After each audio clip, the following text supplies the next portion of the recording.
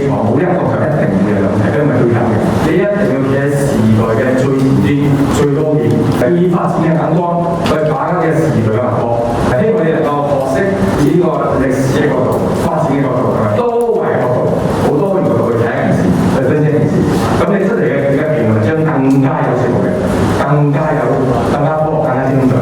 啊！基金非常感謝政协力量为学员、为青年朋友提供一个这么一个有意义的学习的一个平台。相信透过导师们的这个专业的指导，我们各位学员呢必定获益良多。展望未来，我们基金会也会继续加强与相关机构的合作，共同为香港青年的服务努力，一起尽一份力量。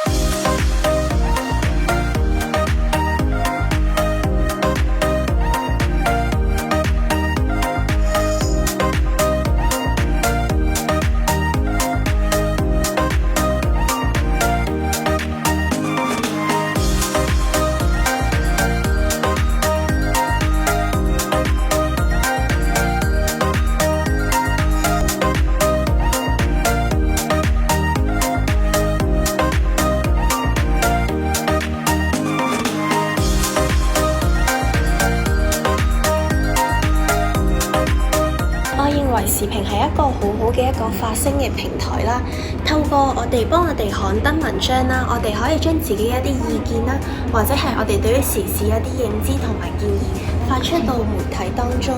因此我未來會更加拋磚引玉，兼而獻策。